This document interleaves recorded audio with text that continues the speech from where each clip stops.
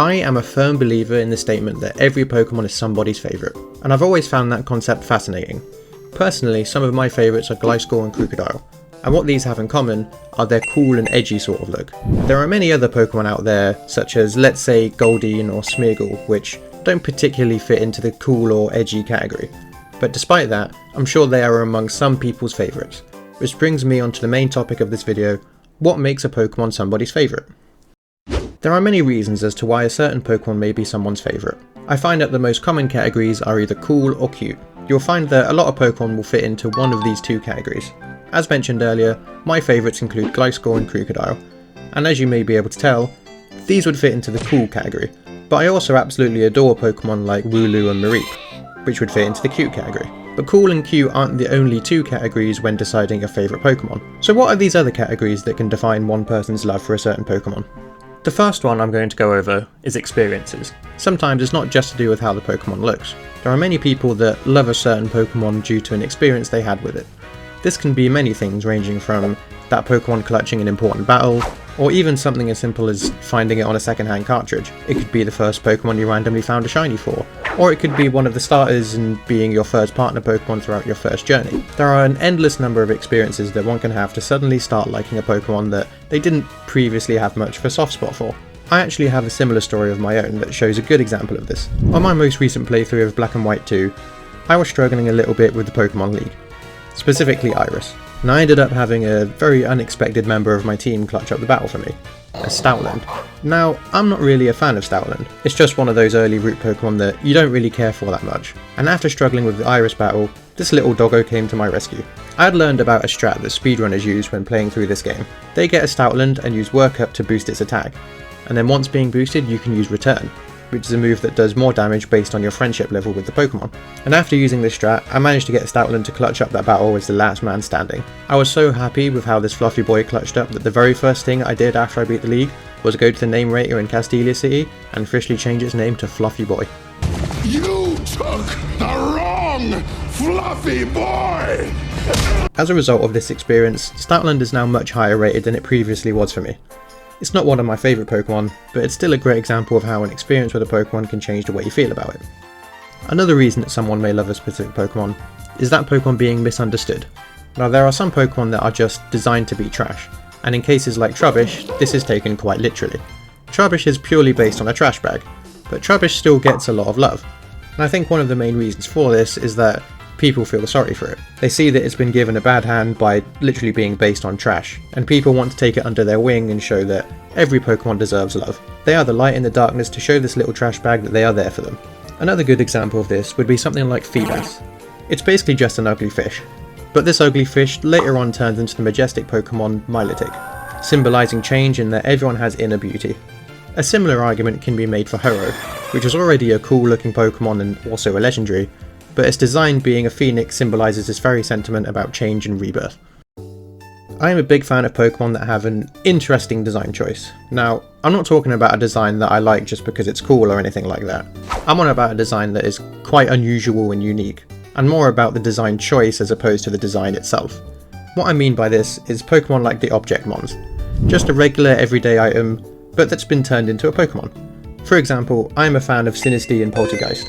I love that all they did was just get a cup of tea and bring it to life. Not only that, but the incredible wordplay for the names just never misses.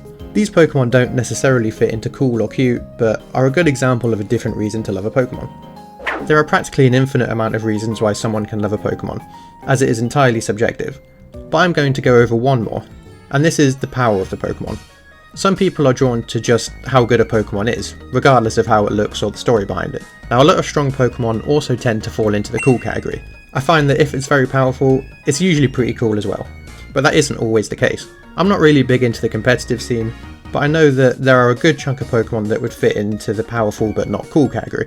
Some that come to mind are Politoed, Gothitelle, and Amoonguss. Politoed has access to Drizzle, which is great for rain-based teams. Gothitelle is good because of the part it plays in Perish Song strategies using Shadow Tag, which is very rewarding if you can pull it off correctly. And Amoonguss is very tanky while also having access to a wide range of powders that give you a lot of control over the battlefield.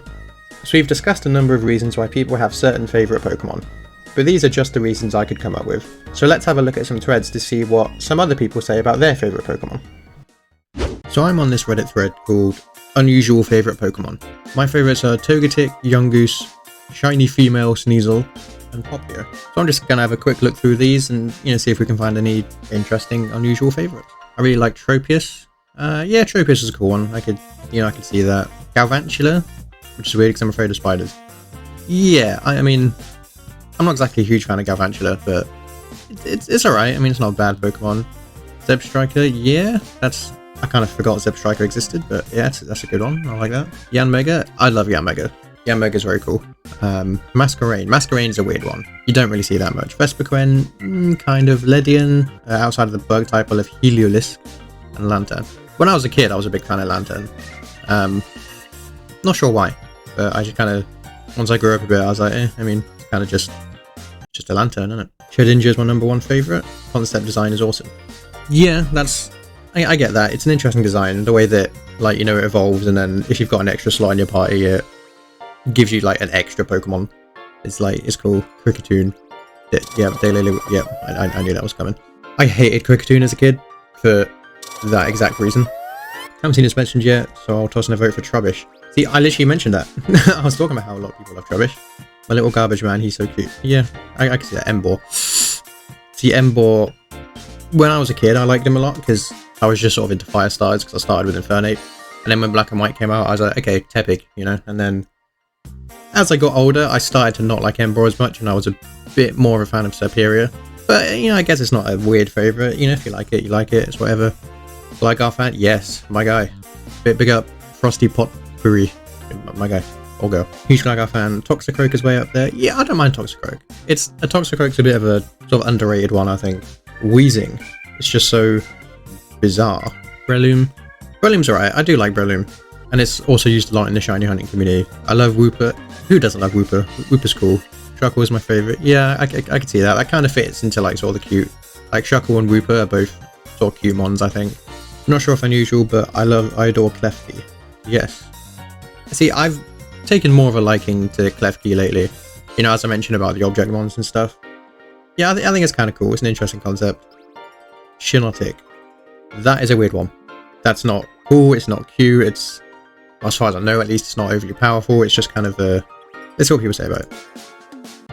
Me too. I just don't find it too powerful. Exactly. Vanillux. He's on my Ultra Sun team on a whim, and it ended up being one of my best team members. Yeah, see, I was mentioning about the object ones, and, I think they're cool. I like them. Shuckle and Pyukumuku. Pyukumuku's a weird one. Yeah. Yeah, oh no, I don't like that line. That's a bit... It reminds you of those... I mean, I might be showing my age a bit here. Do you know when you were younger, you may have got those, like, rubber alien things that came in the egg? And then there was that rumour that, like, if you put them in the freezer or something, they would, like, have babies or something. I can't remember, but it reminds me of them. Mareep, yes. Big up Mareep. We love Mareep. Jinx and Cradily. That might take the crown for the weirdest one we found so far. Because Jinx is, like, quite universally hated, and Cradily is kind of just often forgot about, I think. I really like Lopunny. And spawned an arm ago. Okay, I was going to say that's, bit sus. So there you have it. That is my sort of in-depth look at people's favourite Pokemon and why they are their favourites. What are some of your favourite Pokemon? And what are some Pokemon that you think are weird to have as favourites? I'd be interested to see what all of your favourite Pokemon are. So make sure you drop a comment, leave a like, subscribe, and I'll see you next time.